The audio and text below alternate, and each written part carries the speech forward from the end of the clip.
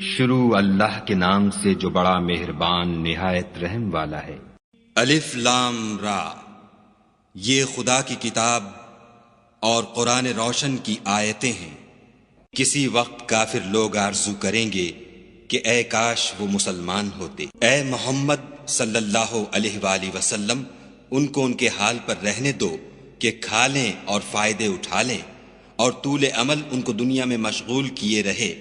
ان قریب ان کو اس کا انجام معلوم ہو جائے گا۔ اور ہم نے کوئی بستی ہلاک نہیں کی مگر اس کا وقت مرقوم و معین تھا۔ کوئی جماعت اپنی مدت وفات سے نہ آگے نکل سکتی ہے نہ پیچھے رہ سکتی ہے۔ اور کفار کہتے ہیں کہ اے شخص جس پر نصیحت کی کتاب نازل ہوئی ہے، تو دیوانہ ہے۔ اگر تو سچا ہے تو ہمارے پاس فرشتوں کو کیوں نہیں لے آتا؟ کہہ دو ہم فرشتوں کو نازل نہیں کیا کرتے مگر حق کے ساتھ، اور اس وقت ان کو مہلت نہیں ملتی۔ بے شک یہ کتاب نصیحت ہم ہی نے اتاری ہے اور ہم ہی اس کے نگہبان ہیں۔ اور ہم نے تم سے پہلے لوگوں میں بھی پیغمبر بھیجے تھے، اور ان کے پاس کوئی پیغمبر نہیں آتا تھا مگر وہ اس کے ساتھ استہزاء کرتے تھے۔ اس طرح ہم اس تکذیب و ضلال کو گناہ گاروں کے دلوں میں داخل کر دیتے ہیں، سو وہ اس پر ایمان نہیں لاتے، اور پہلوں کی روش بھی یہی رہی ہے۔ اور اگر ہم آسمان کا کوئی دروازہ ان پر کھول دیں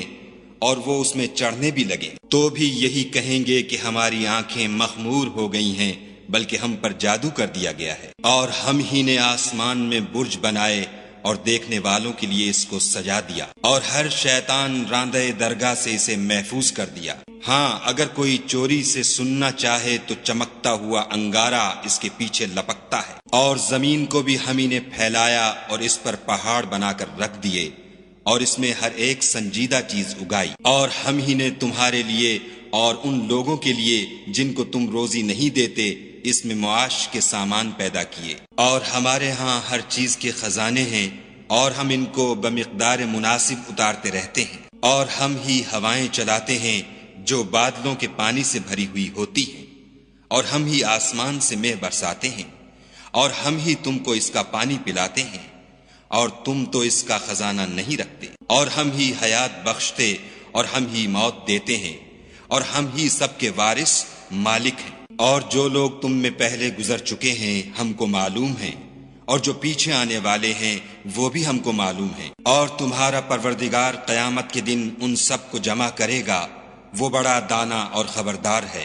اور ہم نے انسان کو کھن کھناتے سڑے ہوئے گارے سے پیدا کیا ہے، اور جنوں کو اس سے بھی پہلے بے دھوئیں کی آگ سے پیدا کیا تھا۔ اور جب تمہارے پروردگار نے فرشتوں سے فرمایا کہ میں کھن کھناتے سڑے ہوئے گارے سے ایک بشر بنانے والا ہوں، جب اس کو صورت انسانیہ میں درست کر لوں اور اس میں اپنی بے بہا چیز یعنی روح پھونک دوں تو اس کے آگے سجدے میں گر پڑنا، تو فرشتے تو سب کے سب سجدے میں گر پڑے مگر شیطان کہ اس نے سجدہ کرنے والوں کے ساتھ ہونے سے انکار کیا۔ خدا نے فرمایا کہ ابلیس تجھے کیا ہوا ہے کہ تو سجدہ کرنے والوں میں شامل نہ ہوا؟ اس نے کہا میں ایسا نہیں ہوں کہ انسان کو جس کو تو نے کھن کھناتے سڑے ہوئے گارے سے بنایا ہے سجدہ کروں۔ خدا نے فرمایا یہاں سے نکل جا، تو مردود ہے، اور تجھ پر قیامت کے دن تک لعنت برسے گی۔ اس نے کہا کہ پروردگار مجھے اس دن تک مہلت دے جب لوگ مرنے کے بعد زندہ کیے جائیں گے۔ فرمایا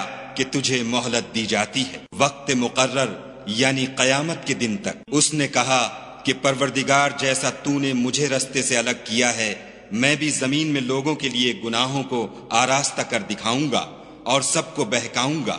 ہاں ان میں جو تیرے مخلص بندے ہیں ان پر قابو چلنا مشکل ہے۔ خدا نے فرمایا کہ مجھ تک پہنچنے کا یہی سیدھا رستہ ہے۔ جو میرے مخلص بندے ہیں ان پر تجھے کچھ قدرت نہیں کہ ان کو گناہ میں ڈال سکے، ہاں بدراہوں میں سے جو تیرے پیچھے چل پڑے۔ اور ان سب کے وعدے کی جگہ جہنم ہے، اس کے 7 دروازے ہیں، ہر ایک دروازے کے لیے ان میں سے جماعتیں تقسیم کر دی گئی ہیں۔ جو متقی ہیں وہ باغوں اور چشموں میں ہوں گے، ان سے کہا جائے گا کہ ان میں سلامتی اور خاطر جمع سے داخل ہو جاؤ، اور ان کے دلوں میں جو کدورت ہوگی ان کو ہم نکال کر صاف کر دیں گے، گویا بھائی بھائی تختوں پر ایک دوسرے کے سامنے بیٹھے ہوئے ہیں، نہ ان کو وہاں کوئی تکلیف پہنچے گی اور نہ وہ وہاں سے نکالے جائیں گے۔ اے پیغمبر صلی اللہ علیہ وآلہ وسلم، میرے بندوں کو بتا دو کہ میں بڑا بخشنے والا اور مہربان ہوں، اور یہ کہ میرا عذاب بھی درد دینے والا عذاب ہے۔ اور ان کو ابراہیم کے مہمانوں کا احوال سنا دو۔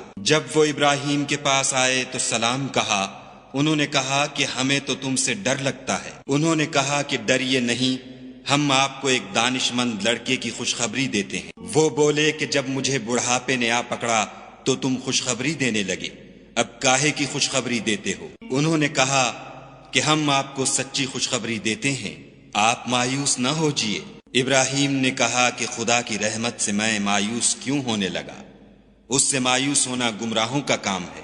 پھر کہنے لگے کہ فرشتوں تمہیں اور کیا کام ہے؟ انہوں نے کہا کہ ہم ایک گناہ گار قوم کی طرف بھیجے گئے ہیں کہ اس کو عذاب کریں، مگر لوط کے گھر والے کہ ان سب کو ہم بچا لیں گے، البتہ ان کی عورت کہ اس کے لیے ہم نے ٹھہرا دیا ہے کہ وہ پیچھے رہ جائے گی۔ پھر جب فرشتے لوط کے گھر گئے تو لوط نے کہا تم تو ناآشنا سے لوگ ہو۔ وہ بولے کہ نہیں، بلکہ ہم آپ کے پاس وہ چیز لے کر آئے ہیں جس میں لوگ شک کرتے تھے، اور ہم آپ کے پاس یقینی بات لے کر آئے ہیں اور ہم سچ کہتے ہیں۔ تو آپ کچھ رات رہے سے اپنے گھر والوں کو لے نکلیں اور خود ان کے پیچھے چلیں، اور آپ میں سے کوئی شخص پیچھے مڑ کر نہ دیکھے، اور جہاں آپ کو حکم ہو وہاں چلے جائیے۔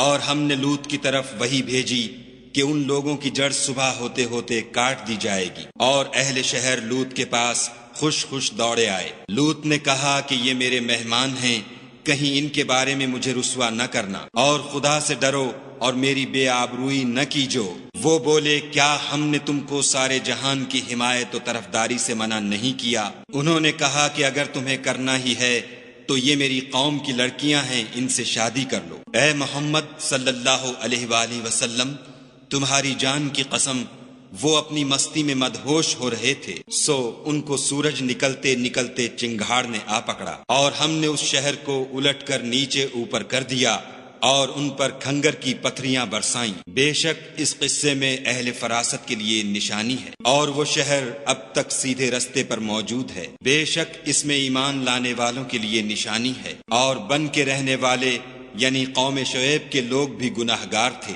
تو ہم نے ان سے بھی بدلہ لیا، اور یہ دونوں شہر کھلے رستے پر موجود ہیں۔ اور وادی ہجر کے رہنے والوں نے بھی پیغمبروں کی تکذیب کی، ہم نے ان کو اپنی نشانیاں دیں اور وہ ان سے منہ پھیرتے رہے، اور وہ پہاڑوں کو تراش تراش کر گھر بناتے تھے کہ امن و اطمینان سے رہیں گے، تو چیخ نے ان کو صبح ہوتے ہوتے آ پکڑا، اور جو کام وہ کرتے تھے وہ ان کے کچھ بھی کام نہ آئے۔ اور ہم نے آسمانوں اور زمین کو اور جو مخلوقات ان میں ہے اس کو تدبیر کے ساتھ پیدا کیا ہے، اور قیامت تو ضرور آ کر رہے گی، تو تم ان لوگوں سے اچھی طرح سے درگزر کرو۔ کچھ شک نہیں کہ تمہارا پروردگار ہی سب کچھ پیدا کرنے والا اور جاننے والا ہے۔ اور ہم نے تم کو 7 آیتیں جو نماز میں دہرا کر پڑھی جاتی ہیں، یعنی سورہ الحمد اور عظمت والا قرآن عطا فرمایا ہے، اور ہم نے کفار کی کئی جماعتوں کو جو فوائد دنیاوی سے متمتع کیا ہے، تم ان کی طرف رغبت سے آنکھ اٹھا کر نہ دیکھنا،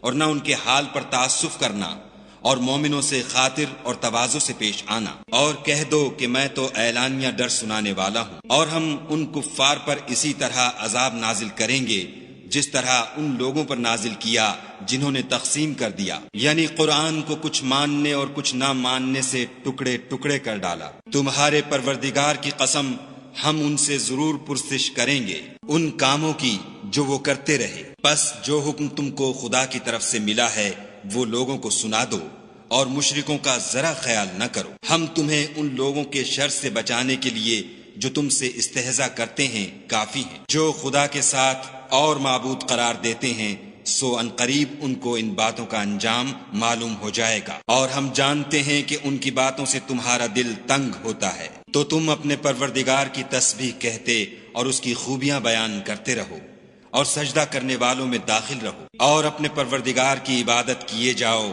یہاں تک کہ تمہاری موت کا وقت آ جائے۔